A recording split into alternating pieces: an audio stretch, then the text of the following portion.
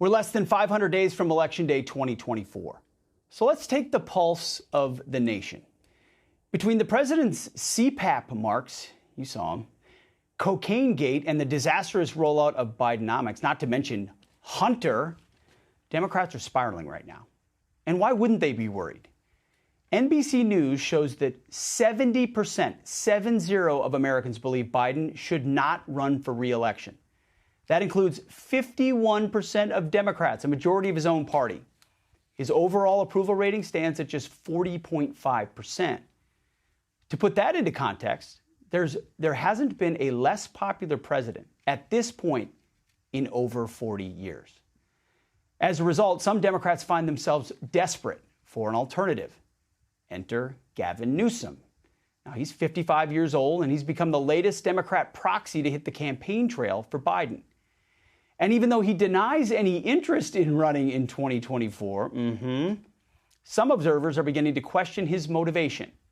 One California GOP consultant saying, quote, "He's putting in time and effort that no one else outside the White House appears to be doing. He's acting like the candidate in waiting. Someday, it may actually pay off for him." Joining me now to discuss, Doug Schoen, Democrat pollster and former advisor to President Clinton. Matt Towery, he's the chairman of Insider Advantage. And Tom Bevan, president and co-founder of Real Clear Politics. Three smart dudes on politics to give us the pulse of the nation. So, Doug, what do you make of this idea that Gavin Newsom is somehow the Democrats' ace in the hole for 2024? Do you think that's true, or is this just cable news fodder? No. I think what Gavin Newsom is doing, Pete, is positioning himself in case Joe Biden does not win, that he is in a position to step into the race. Kamala Harris is the likely nominee if Biden doesn't run, but Newsom is trying to blunt her advantage by touring the country aggressively. He won't run against Joe Biden. Very hard to beat an incumbent president, but he is positioning himself on the eventuality that the president ultimately, for whatever reason, doesn't run for re-election. Yeah, it's obvious. I mean, sometimes things like that are just self-evident. Matt, are you seeing in the polling at all that the problems at the White House, and I know the cocaine stuff wouldn't be resonating yet, but overall with Hunter and investigations and the smoke, is that having an impact even inside his party? I mean, have his numbers gone down even more recently? Well, you know, it's funny. I talked to the bow-tied pollster, Robert Cahaly, who I'm launching a podcast with in a couple of weeks. And we talked about this very issue today. We're actually not seeing the penetration of these issues like you would expect. But part of that is because, which has been alluded to all throughout this evening, and that is that a lot of the legacy media will not cover the issues that are affecting the Bidens. And if they do cover them, for example, the cocaine issue, they get to it, they drop it, and they don't want to really go back. So we're not seeing the numbers change that much. But you have to also understand Biden has reached a certain level at which I wouldn't expect him to dip substantially below until you had some major incident moving further down. Okay. Tom, let's assume for a moment that Biden is the nominee.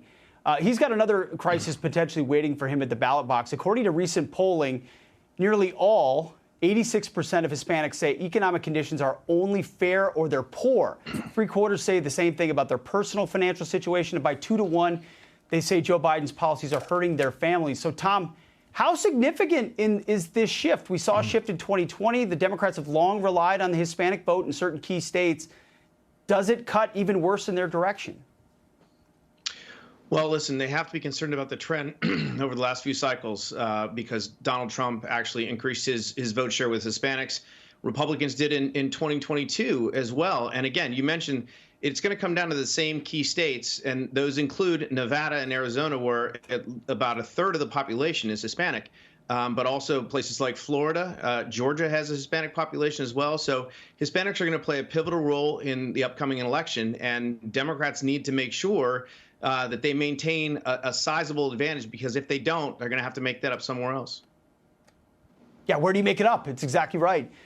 Doug, there's another canary in the coal mine as we move along and pick your brains here for the DNC. There's a Washington Post ABC poll that recently asked voters, Who do you think did a better job handling the economy? And amongst Hispanics, the response was overwhelming. 55% prefer Donald Trump, just 36% prefer Bidenomics. Do you see that, Doug, translating into changes in voting trends? Oh, I think absolutely, Pete. This is a big problem for the Democrats that is clear and apparent in swing states and indeed nationally. And it puts Senate seats at risk, congressional seats, and the party is yet to address it. My concern is that the Democrats believe Hispanics are only interested in identity politics when they believe in traditional values. They are anti-communist to a very large degree. And as you point out rightly, they are substantially impacted by an economy where inflation is up, wages are down, the cost of living is getting ever higher. Yeah, Matt, I mean, how do they address it? If economics is not the way, you know, a lot of Hispanics are much more culturally and socially conservative. I mean, they don't want gender pronouns for their elementary school students. I mean, how do they then try to win back that constituency when their base is going so hard in the other direction? I don't know if they can.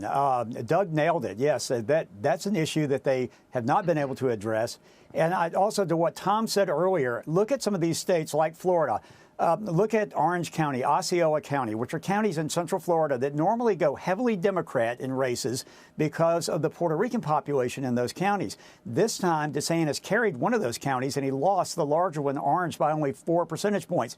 This is a trend. You see it with Brian Kemp in Georgia. The Hispanic population continues to drift, even in these midterms in some of these key states, towards the Republican Party. And I don't see any way right now the Democrats are going to stave that off. At least I've seen nothing that indicates that that's going to take place until they make some major changes. And some of those are cultural, and I don't think they're going to want to make those cultural changes in their presentation. Yeah. Tom, real quick, back to where we started. I can't let you off the hook. Do you think Biden will be the nominee in your crystal ball with all you've seen? Look, I think Democrats are stuck right now.